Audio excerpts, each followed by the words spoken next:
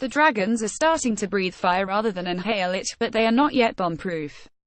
Like the capacity crowd, their flame was doused by rain and opponents who played the conditions more cleverly, but a region that was a vote away from extinction 7 months ago has success rather than survival as its driver.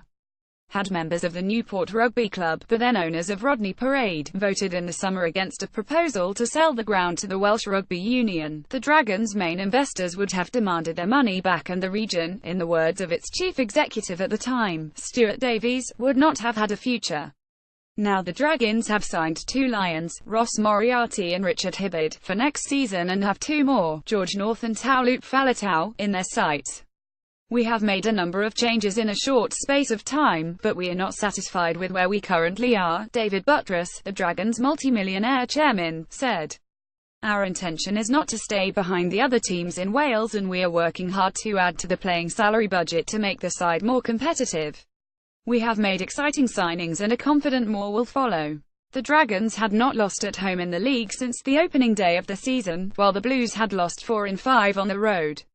But after the visitors overcame early problems at the scrum, their greater expertise on the floor and a measure of composure behind on an afternoon when so much was rash and rushed marked them apart, although they should not have exposed themselves to a tense finish. Trying to rise above the frenzy was Gavin Henson, who turns 36 in February. Professional rugby often resembles a Dodgem car circuit with its massive furious collisions, but Henson is more a classic rally enthusiast, preferring the open road.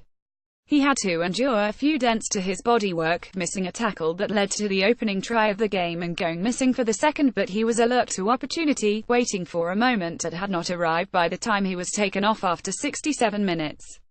A problem for the Dragons was that Henson's preference for lying deep left them playing behind the gain line too often on a day when the rain started to fall heavily just before kickoff.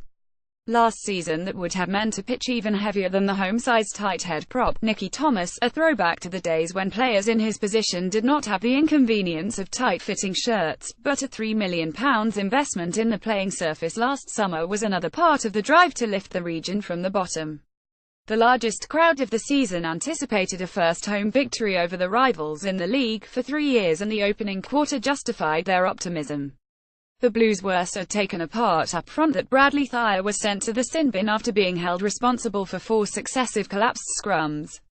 The Dragons' return from a sustained period of pressure and 10 minutes with a one-man advantage was nothing, and as the Blues started to dominate the breakdown and maneuver space behind, history started to repeat itself.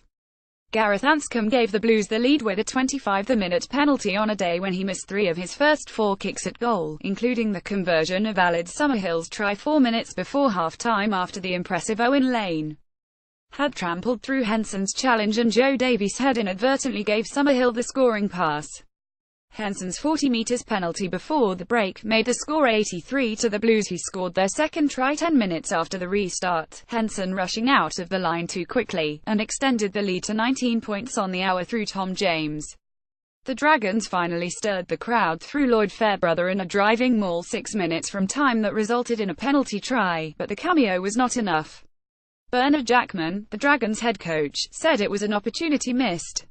We showed a lot of character at the end, but the first 55 minutes was not the image of ourselves we are looking to portray.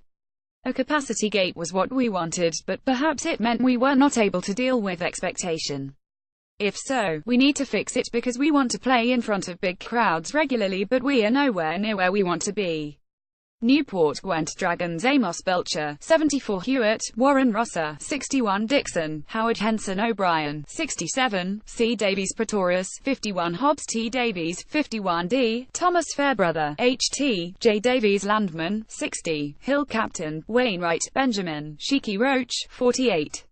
Try Fairbrother, penalty. Con Henson, Pen Henson. Cardiff Blues. Morgan Lane, Smith, Lee Lowe, Summerhill James, 51 Anscombe, T. Williams L. Williams, 70 Thayer Jenkins, 16-19, Reese Captain Myhill, 61, Asarati Andrews, 51, S. Davies, Cook Welch, 61, Navidi, Robinson, N. Williams Turnbull, 66.